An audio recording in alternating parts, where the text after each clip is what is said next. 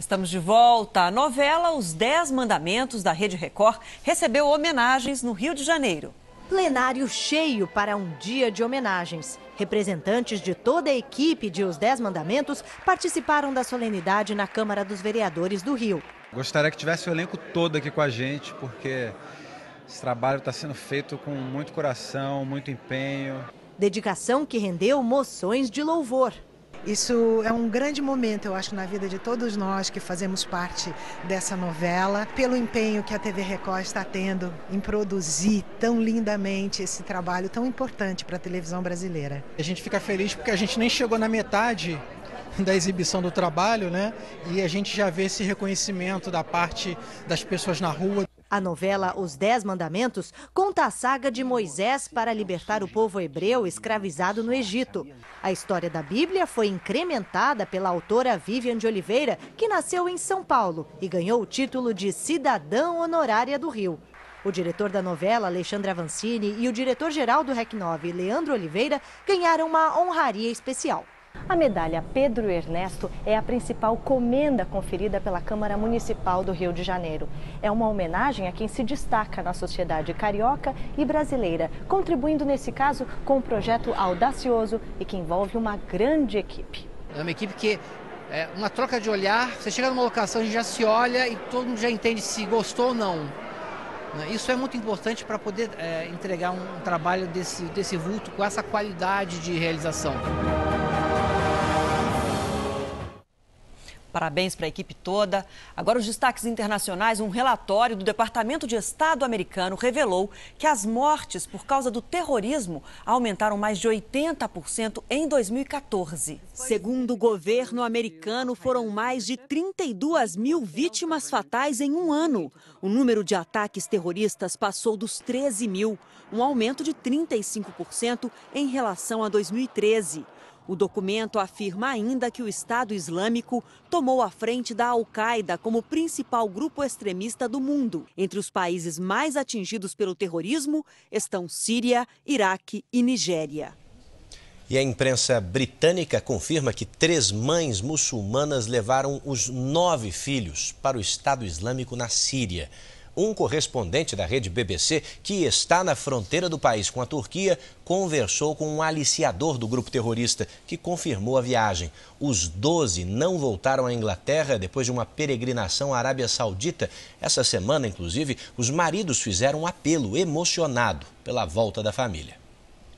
2 imigrantes tentaram entrar ilegalmente na Inglaterra, escondidos no trem de pouso de um avião. Olha que história, um deles caiu no meio da capital inglesa e morreu. O corpo encontrado no telhado deste escritório em Richmond, subúrbio de Londres, parecia um mistério.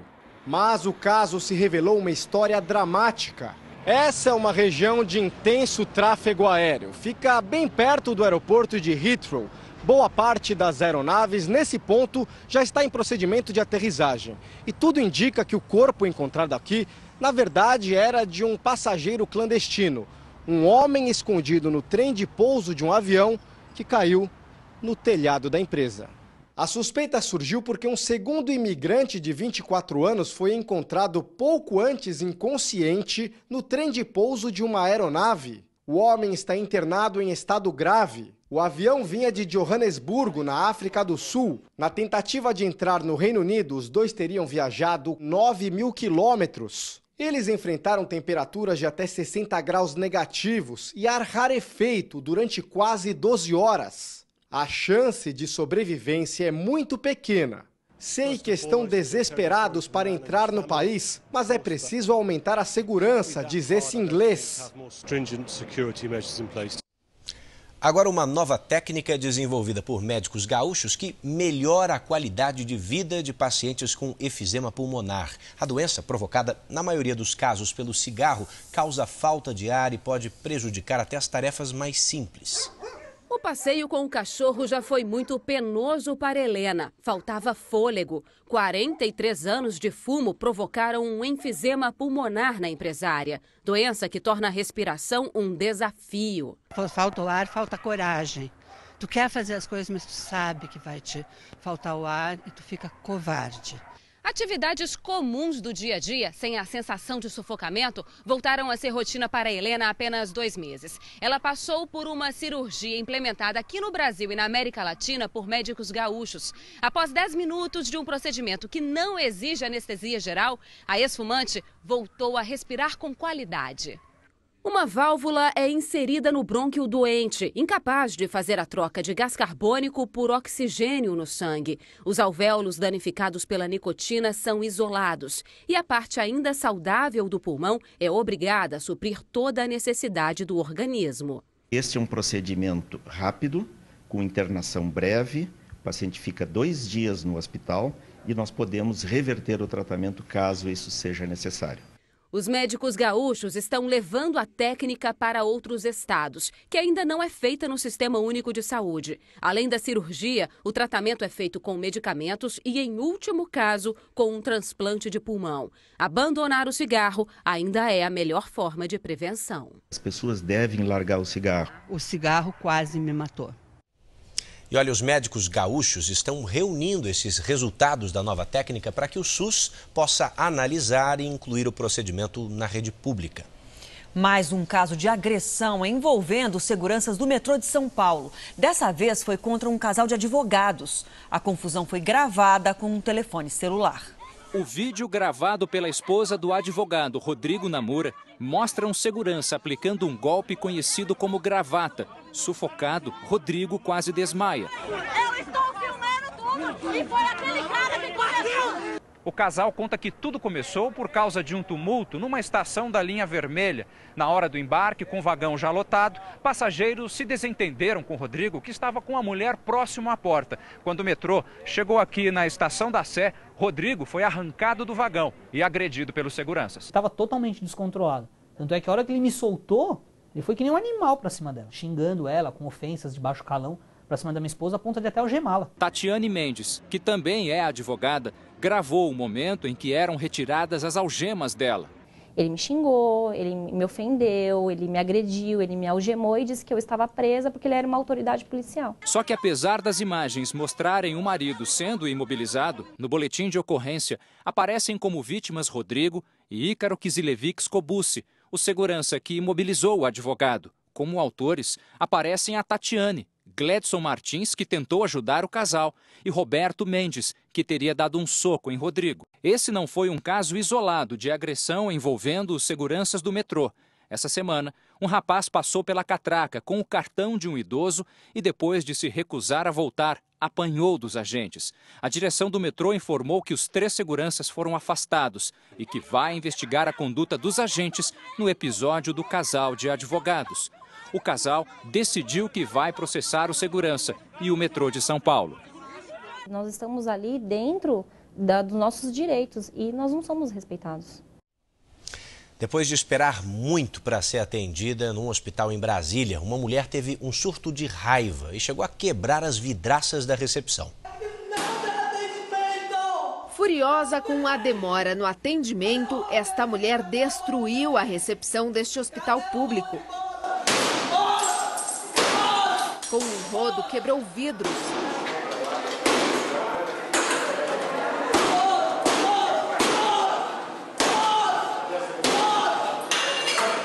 Em seguida, jogou uma lixeira no guichê.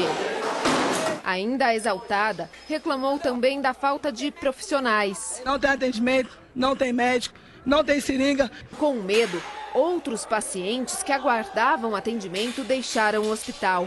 A polícia foi acionada, mas a mulher não foi presa. A Secretaria de Saúde do Distrito Federal informou que havia médicos no local e que a mulher não chegou a fazer ficha no hospital. Sobre os prejuízos, a Secretaria disse que ainda está contabilizando os danos, mas não adiantou se vai pedir ressarcimento. Funcionários não quiseram falar sobre o assunto, mas quem procura atendimento no hospital ainda reclama da longa espera. Quase 10 horas que eu tô aqui. Isso é um descaso com a gente, porque a gente pede para medir pressão, não tem aparelho, a gente pede para medir temperatura, não tem aparelho. Fala que só tem um médico e não dá para atender, só os retornos. Então vou embora doente, porque tem como, né? Tem que ir embora. Uma estátua em homenagem ao cantor Tim Maia foi inaugurada hoje na Tijuca, zona norte do Rio de Janeiro. Bom, e você sabe que nos últimos anos, estátuas de artistas têm monopolizado os corações e as lentes das câmeras de cariocas e visitantes. Quando o inverno chegar, o síndico estará junto a ti.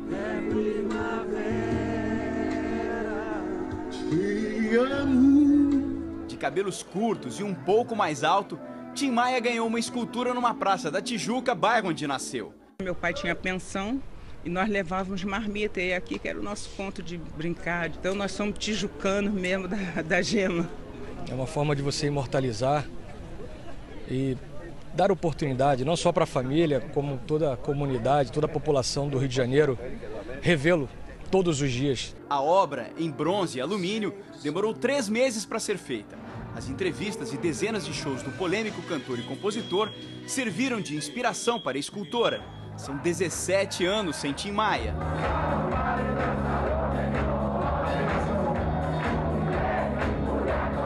Ele era uma pessoa carente e ao mesmo tempo carinhosa também, né?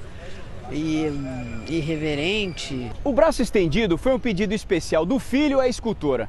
Para Carmelo Maia, é como se o pai estivesse abraçando as pessoas. Um afeto que todos querem eternizar. Tim Maia é mais uma das esculturas interativas que se espalham pela cidade. Imagens que atraem cariocas e turistas. Eu não poderia vir ao Rio e não fotografar do morro. Eu sou professora de literatura. É tudo para mim. E com uma paisagem daquela ainda. Olha, durante mais de meio século, os discos de vinil foram uma unanimidade para quem gosta de ouvir boa música. Com a chegada do CD e das novas tecnologias digitais, bom, os LPs foram caindo no esquecimento. Mas está mudando. Nos últimos anos, cada vez mais fãs estão se rendendo aos chamados bolachões de vinil. Veja na reportagem de Carlos Dornelles. Uma agulha delicada, um braço mecânico e um disco que já tinha vaga reservada nos museus. Mas se depender desses compradores aí, ó, não é bem assim. Pode parecer bem estranho, né, para as novas gerações. Um bolachão preto desses aqui, feito de vinil, que é uma mistura de eteno, um derivado do petróleo, com cloro. Uma mistura que marcou várias gerações. Mas a partir da década de 90, parecia destinada ao desaparecimento. Hoje, só nessa loja aqui, ó, são mais de 100 mil títulos diferentes. E o vinil, quem diria, acabou dando a volta por cima. O dono da loja é taxativo. O som do vinil é de verdade, é cristalino. De verdade? O som do CD é metálico, ele me dá até uma certa fadiga auditiva depois de algum tempo. Auditiva? Agora acabou com o CD, né? Entre os clientes, olha só, a maioria é jovem. Eu escutei pouco da vitrola do meu avô, né? Vitrola do seu avô? Do meu avô, mas... E gostou? Gostei pra caramba. Você nem pegou essa fase aí, não? Peguei, tive. Muito pequenininha. Xuxa. Na época da Xuxa. Mas por muitos anos, para tristeza de Camila, o disco de vinil desapareceu do mercado. Hoje, ela comemora. Sem contar que tem todo o charme, né? Eu acho isso legal também. O charme das capas, o charme do bolachão, o charme do som diferente e, às vezes, o charme da raridade. Por exemplo, aqui tem um Trogs, é uma edição nacional que não tem nem nos Estados Unidos. Ele esteve no Brasil. Eu não conheço The Trogs. Conhece? Não conheço. Para quem, como eu, não tinha a menor ideia do que se tratava, aí está. Um pouquinho de The Trogs, o grupo inglês com toda a exuberância no estilo. Wild Thing. Primeira coletânea punk, né, que tinha Ratos de Porão, Psicose, Coletânea punk? É isso que eu tô vendo aqui, R$570? Pois é. E acredite, os caras ficam doentes por isso e tá reservado. É claro que há discos bem mais conhecidos e mais baratos. Que tal por R$200 um som clássico de Caetano Veloso, o álbum esse Transa. disco é muito famoso. Lembra dele assim, ó, na década de 70? 2014 foi relançado, 1000 cópias. E hoje não se encontra mais para vender. Não se encontra mais. Eu já comprei de um revendedor lá, por isso que ele ficou mais caro. E já virou relíquia de novo? Virou relíquia de novo. Mas se os discos de vinil ressuscitaram, o toca-discos também. Hoje, essa loja aí, ó, no centro de São Paulo, vende mais de 100 por mês. Mas, mais uma vez, o sucesso é o diferente. Essa aqui, ó, é a rádio vitrola mais vendida. E é linda mesmo, com as formas arredondadas. Olha a tampa aqui, ó. E além de todas as mídias que ela aceita, como CD, USB, o que mais? Pendrive. Ela tem um charme, ó. É desse lado aqui, né? Olha aqui. Nessa entrada aqui, ó, você pode colocar isso. Que tem muita gente que nem sabe mais o que é, ó. Uma fita cassete. Você coloca aqui, ó, e toca a música. Mas o som da fita é só detalhe. O que conta mesmo é a boa e velha função. Tocar discos. Volta para trás assim e liga. E aí vem com ele bem de leve para não machucar o disco. É um charme, né? Tá vendo? 1385. Tá achando caro? Não viu nada ainda. R$ 2.250. E faz sucesso. Quem imaginaria esses novos velhos tempos? Alejandra, de apenas 20 anos, certamente não. Eu tinha CD, bastante CD. Sim. Só que como começaram a voltar com o vinil, a fabricar novos vinis, aí eu comecei a vender os CDs e pegar todos os importados, LPs importados. Mas qual, assim, o disco mais precioso que você ainda não tem, você queria? Eu queria um da Madonna, que chama Bad Time Stories, que é duplo rosa. E por que ele é tão difícil? Mas eram poucos. Fãs do vinil, então, que nos ouçam. Vamos dar uma mãozinha. Quem tiver Bad Time Stories, da Madonna, duplo, rosa, façam, por favor, essa menina feliz. Se aparecer, eu compro. Construções históricas guardam túneis que ficaram esquecidos por décadas. Os espaços foram recuperados e ganharam um papel importante na vida cultural de São Paulo.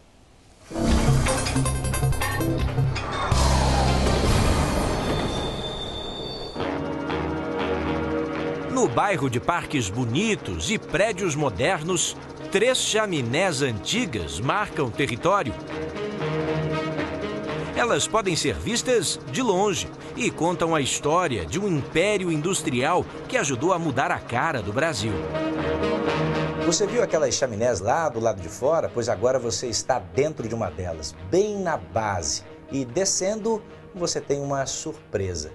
Está na São Paulo dos anos 20, do século passado. Todo esse lugar foi construído pela família Matarazzo, uma família muito rica e produtora de uma série de bens. Essa unidade aqui foi construída justamente para produzir energia para as outras fábricas da família.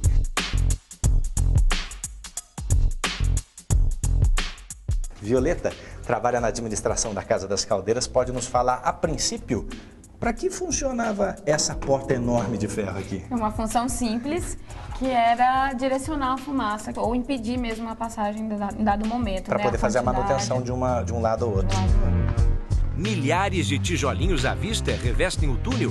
Apesar das décadas de calor intenso, estão inteiros. E hoje dão um certo charme às exposições feitas aqui. E durante 20 anos, todo esse prédio ficou fechado, abandonado, dos anos 70 aos anos 90. A restauração foi importante para guardar nossa memória, né? Sim, a restauração na verdade, foi tombado, o prédio hoje é tombado, né, pelos órgãos responsáveis. E nesse tombamento, decidiu-se pelo restauro.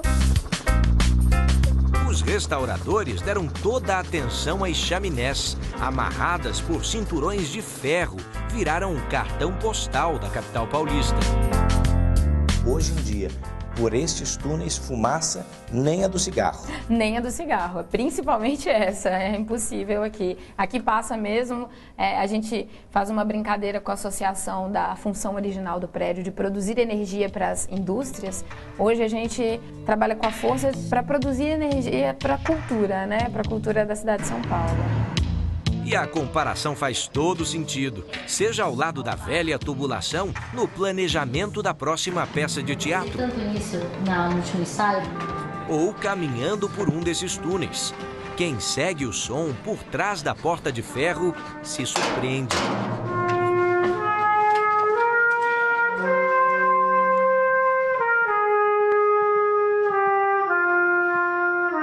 Parece até um outro lugar, com cara de palácio, perto dali.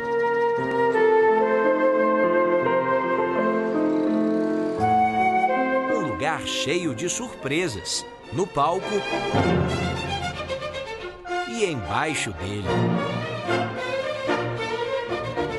Um desses túneis ainda resiste, é esse aqui, ó.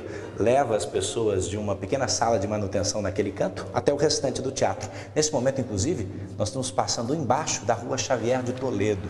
Comenta-se que havia ainda mais túneis na época em que o teatro foi construído. Alguns deles, inclusive, serviam para levar os artistas daqui diretamente, sem nenhum atravessador, até um hotel que ficava do outro lado da rua. O hotel não existe mais, ninguém conseguiu jamais comprovar a existência desse túnel. Mas o fato é que um pedaço dessa história, nas paredes aqui do Teatro Municipal, resiste e nos leva a espaços ainda mais interessantes. Quer ver só? É só desviar da escadaria principal, andar alguns metros e descer. E logo você encontra o mais novo salão desse teatro centenário. Somente na década de 80 é que esse espaço recebeu uma nova destinação. Um novo piso, os mesmos arcos e hoje toda essa grande área pode receber até 120, 130 pessoas para apresentações culturais. Imagine que São Paulo, quando o Teatro Municipal foi construído, não tinha mais do que 40 mil habitantes. Hoje, essa cidade de 11 milhões de pessoas pode conviver com um pouco do seu passado, numa situação bem mais moderna. O legal é que o que eles usavam para fazer a liga entre uma pedra e outra de granito era um material feito de areia, calcário, conchas trituradas e gordura de baleia. No passado, os túneis foram criados como forma de fazer circular o ar dentro do teatro. Já nos tempos desse moço aí, o subterrâneo ganhou outra utilidade. Mas tudo quanto é buraco aqui. Eu tinha uma sala aqui para baixo, que eu ficava escondido lá, né? Tinha uma cozinhazinha, trazia uma comida, fazia uma comidinha e tal. Às vezes eu queria me esconder do trabalho, me chamava ali, eu já estava lá do outro lado. Histórias de Pelé, o mais antigo funcionário do Municipal, quase 40 anos de casa. Solta, Piro. Cuidado com o cabo, hein? E ai de quem não tiver cuidado, porque perfeccionismo Pelé aprendeu com o pai, outro craque nos bastidores do palco. Quando ele ficava doente, ele fugia do hospital para vir trabalhar no teatro. Quando não precisam dele lá nos túneis, Pelé se enfia entre o palco e o teto, só para garantir o brilho do espetáculo. No subterrâneo do teatro, Pelé fez parte de montagens para o cinema que marcaram época. Como o beijo da Mulher-Aranha.